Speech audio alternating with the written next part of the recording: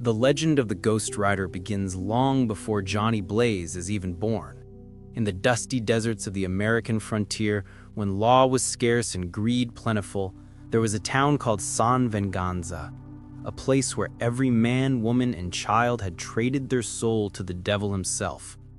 Mephistopheles, dark lord of lies, crafted a contract for these 1,000 damned souls, a parchment so powerful it could tip the balance of the world.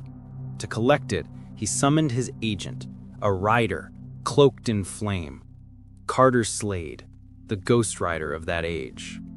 But Slade looked at the destruction such power would unleash and made a choice no servant of hell had ever dared. He betrayed his master. Instead of delivering the contract, he vanished, stealing it and hiding it where the devil's hand could never reach. From that day forward, Mephistopheles searched for the parchment, swearing he would one day trick another soul into finding it for him. Time moves forward, the world changes, but temptation never dies.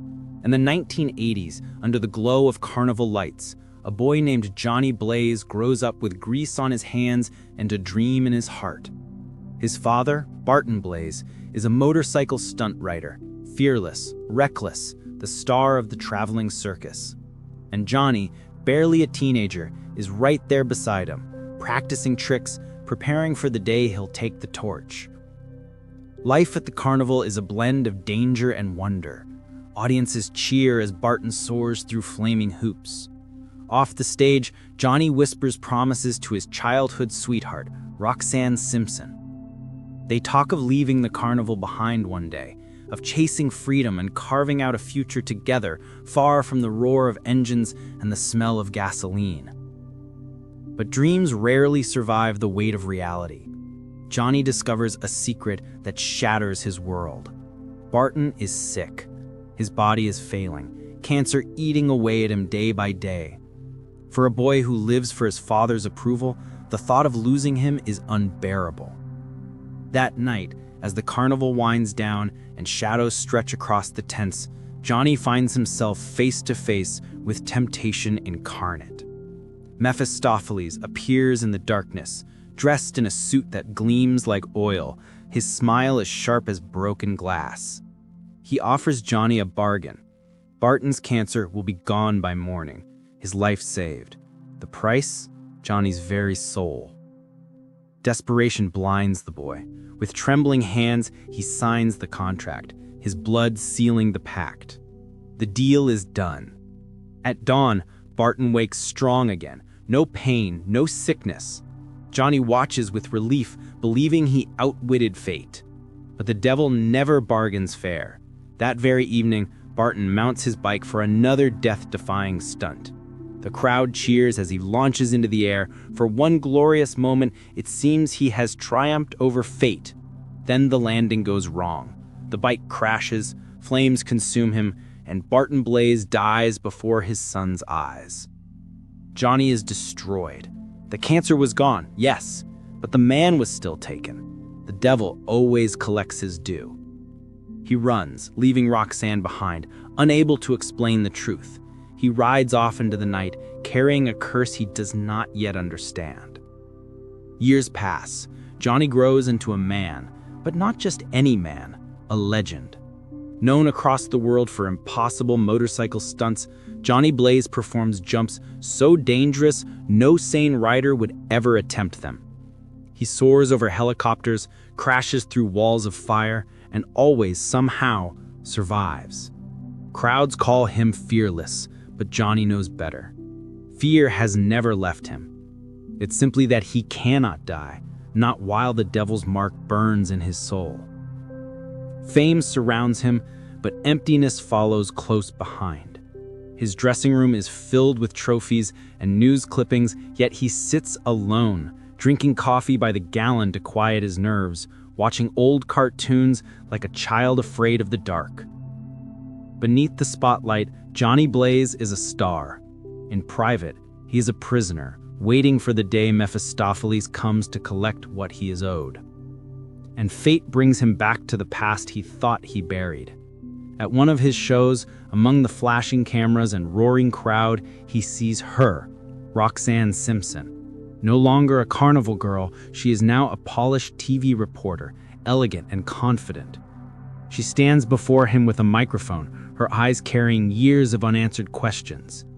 Johnny stumbles through the interview, awkward and restless, the weight of everything left unsaid pressing down on him. He still loves her, but how can he explain where he's been?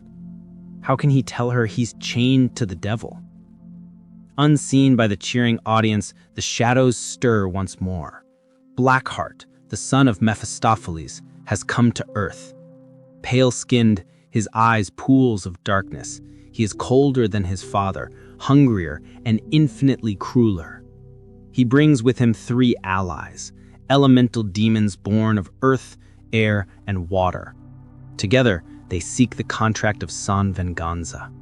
If Blackheart claims it, he will command the 1,000 souls within and overthrow even his father.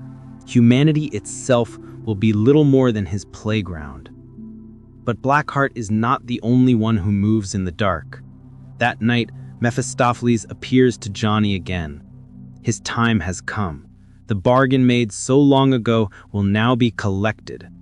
Johnny Blaze will serve as the devil's bounty hunter. He will become the Ghost Rider. The transformation begins with agony. Fire erupts from his skin, his flesh burns away, and in its place emerges a skull of flame. His motorcycle twists and reshapes, wheels igniting, metal warping into a hellish beast of fire and chains. Johnny's scream becomes a roar, and the first ride of the Ghost Rider begins.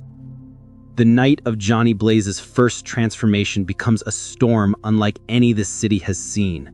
Fire spreads across the pavement as his bike screeches into life, its wheels wrapped in chains of flame.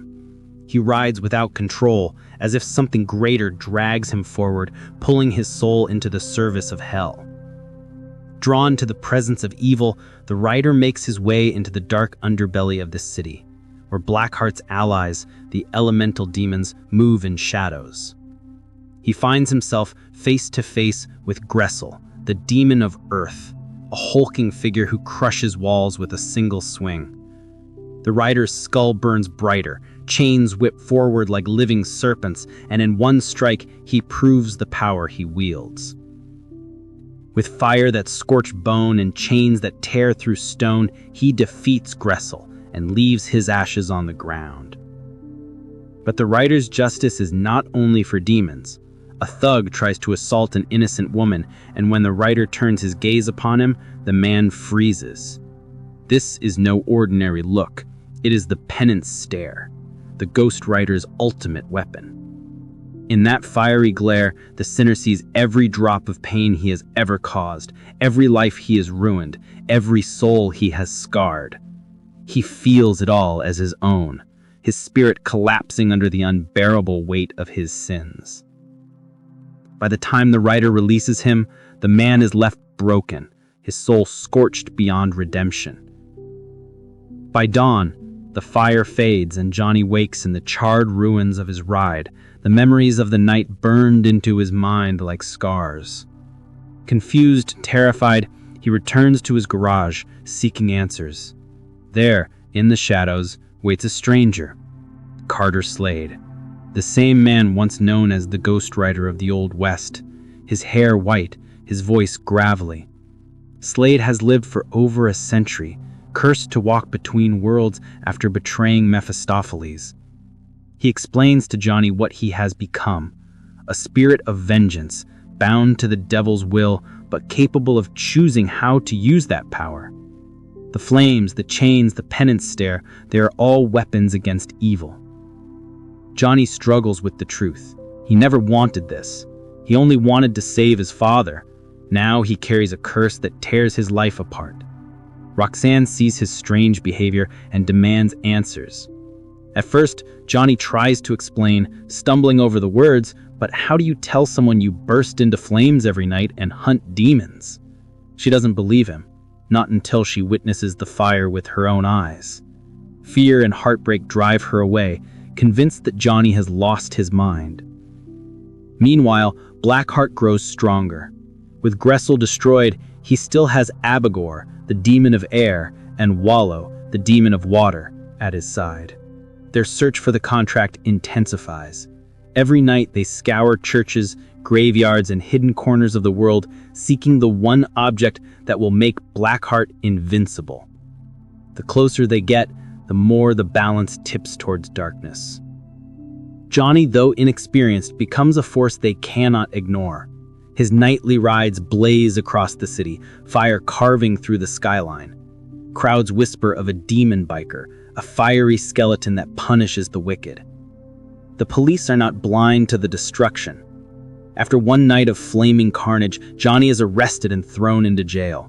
Surrounded by criminals, mocked and threatened, he warns them all to stay back. They don't listen. The transformation erupts again. Fire consumes the cell, bars